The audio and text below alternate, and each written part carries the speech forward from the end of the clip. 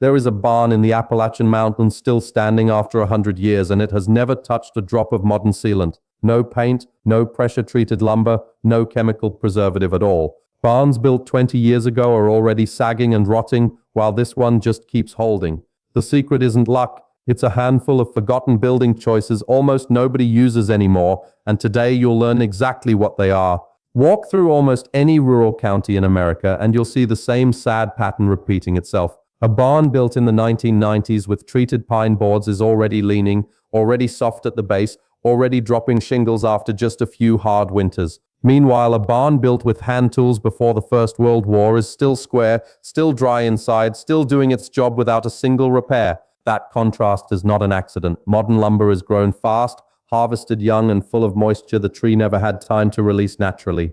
It's milled to size, wrapped in plastic, shipped across the country and nailed together within weeks of leaving the forest.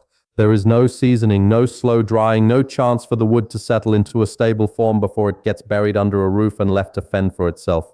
Add to that the metal fasteners used in most modern framing today. Nails and screws conduct temperature swings straight into the wood fibers around them, creating tiny pockets of condensation every single time the weather shifts overnight. Over years, that trapped moisture works its way deeper into the grain, and rot quietly starts from the inside, right where you can't see it until the damage is already severe. Old-timers didn't have access to kiln-dried lumber or galvanized hardware, so they were forced to solve the moisture problem a completely different way. What they came up with wasn't a shortcut or a compromise. It was actually more durable than almost anything built today, and it starts with a choice most modern builders never even consider: the species of wood itself. There's also the matter of time.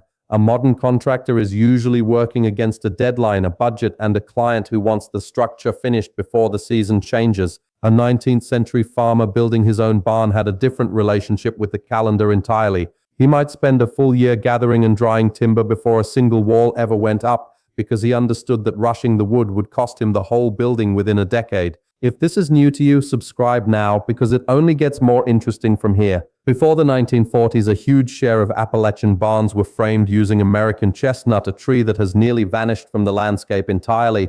A blight imported on nursery stock wiped out billions of chestnut trees across the eastern United States in the early 20th century, and most people alive today have never even seen one growing in the wild. What made chestnut so prized wasn't only its size or its long, straight grain. It was naturally resistant to rot and insects because of the unusually high tannin content packed into the wood. That's the same bitter compound found in tea and red wine, and inside timber it behaves almost like a built-in preservative, keeping fungus and boring insects from taking hold for generations at a time. Builders back then also cut their timber deliberately in late fall or winter when sap levels ran low and the wood carried less internal moisture from the very start. Then they let it air dry slowly, sometimes for a full year or longer, stacked with small spacer blocks between every board so air could circulate freely on all sides. That patience meant the wood had already finished shrinking and twisting before it ever became load-bearing. Once the chestnut blight swept through, builders adapted by turning to white oak, another dense and tannin-rich hardwood, though it never quite matched chestnut's natural resistance to decay. Locust and cedar showed up too in smaller framing members and fence posts, chosen for the exact same reason: dense, resinous, and stubborn against rot in a way that fast-grown pine simply isn't. The lesson underneath all of it still holds true today, whether you're framing a barn or a garden shed. The species of wood and how patiently it's dried matters far more than any coating you brush on afterward. A cheap board treated with a fresh coat of sealant every single year will still lose to a dense hardwood that was simply given the time to dry out properly before it ever left the ground. Here's something most visitors walk right past without noticing. Old Appalachian barns almost never sit flush on bare ground. Instead, they rest on a foundation of stacked fieldstone, dry laid without a drop of mortar, raising the wooden sill beams several inches clear of the soil below. This isn't a regional quirk. The Vermont Division for Historic Preservation confirms that fieldstone forms the foundations for most historic agricultural buildings built before about 1915, with shallow stone walls or piers dry laid without mortar supporting most barns constructed before roughly 80. That gap is not decorative. Ground moisture is one of the fastest ways to destroy a wooden structure, wicking upward through capillary action into any beam unlucky enough to touch the earth. By lifting the frame onto stacked stone, builders created a permanent air gap that let ground moisture evaporate harmlessly instead of climbing into the sill beams above. The stone itself was selected with real care, usually a hard, dense fieldstone that wouldn't soak up water the way softer rock does. Some builders even angled the topmost stone slightly outward, so rain would shed cleanly away from the base instead of pooling against the wood. There's a second benefit few people think about. Because the stones are dry laid, the entire foundation can shift slightly with the frost each winter without cracking apart. A poured slab is rigid, and rigid things crack under pressure. A stacked stone foundation simply flexes and resettles, which is part of why so many of these barns are still standing perfectly square after a century of frozen winters. It's a detail you can still borrow today for a shed or a raised garden bed, and it costs next to nothing to copy. Look up at nearly any old barn's roofline and you'll spot a small raised structure sitting along the ridge. Most visitors assume it's purely decorative, but that cupola is doing serious, constant work. A barn preservationist at East Hill Farm explains that although hay is technically dry when it's stored, it still carries a little residual moisture and continues to respire afterward, and the cupola creates a chimney effect that lets that moisture escape so the hay properly cures in the mow. Livestock and stored hay both release enormous amounts of moisture into the air throughout the day and night. Without somewhere for that humidity to escape, it collects in the rafters, soaks into the wood grain, and creates the perfect environment for rot, mildew, and mold to spread unchecked. The cupola worked in tandem with gable vents lower down, pulling in cooler air and pushing the warm, damp air out through the top in a slow, constant cycle. Builders also spaced their exterior siding boards with small, deliberate gaps between each one, sometimes barely wide enough for a fingernail to slip through. That constant airflow kept the entire wall cavity breathing rather than trapping condensation behind solid, tightly sealed panels the way most modern construction does by default. It's a strange twist that a structure with visible gaps in its walls has quietly outlasted airtight modern buildings by a century. Sealing everything up sounds intuitively safer, but wood genuinely needs to breathe, and old barns were designed around that reality instead of fighting against it.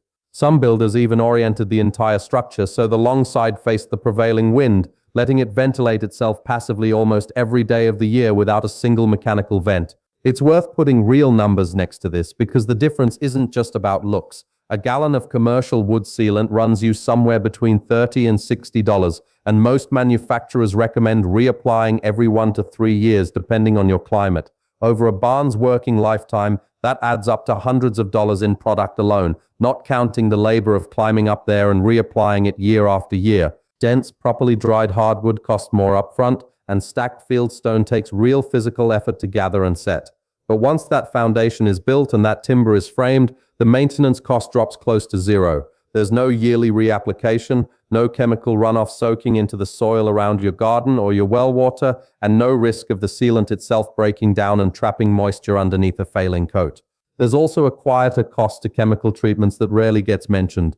Pressure-treated lumber is often infused with copper-based compounds to resist rot and insects, and while it's considered safe for general construction, that runoff isn't something you want draining anywhere near vegetable beds, livestock water troughs, or a natural pond. A structure built to breathe and shed water on its own simply doesn't carry that same trade-off. None of this means chemical treatments are useless or that you need to abandon modern materials entirely. It simply means the century-old approach was solving for longevity first and everything else second. Modern building often solves for speed and upfront cost first and hopes longevity works itself out later. Once you see that trade-off clearly, it's hard to look at a fresh coat of sealant the same way again. You don't need a 100-year-old barn sitting on your land to put any of this to use. If you're building a shed, a coop, or a small workshop, start with the wood itself. Look for rough-cut lumber that's been air-dried rather than rushed through a kiln, and let any new boards rest and acclimate on site for a few weeks before you ever pick up a hammer. Next, get your structure lifted off the ground entirely. Even a simple base of concrete blocks or a bed of compacted gravel with a raised sill beam will do far more for long-term durability than pouring a slab flush against wet soil. That small air gap underneath makes a genuinely outsized difference over the years, especially through wet winters. Add ventilation wherever it's practical, whether that means gable vents, a small ridge vent, or simply leaving a narrow gap where the siding meets the roof line, and resist the modern urge to caulk and seal every single seam you can find. A little controlled airflow protects wood far better than a completely airtight shell ever will. Compared to chemical-treated lumber and synthetic sealants, these methods cost very little and rely on materials most people already have easy access to, like fieldstone, scrap wood spacers, and basic vent covers. This isn't about rejecting modern tools altogether. It's about quietly borrowing the parts of old construction that modern buildings somehow forgot along the way. Spend a season paying attention to which direction the wind and weather typically come from on your property, and position your structure so the long wall faces into that pattern rather than away from it. It costs nothing but a bit of observation, and it can do more for a small building's lifespan than any product you'll find on a shelf. So to recap, that Appalachian barn is still standing thanks to dense, tannin-rich wood that was properly dried, a stacked stone foundation lifting it clear of wet ground, and passive ventilation that lets the whole structure breathe instead of trapping moisture inside its walls. None of it required a single chemical. All of it required patience and a genuine understanding of how wood actually behaves over time, and none of it depended on a single product pulled off a hardware store shelf.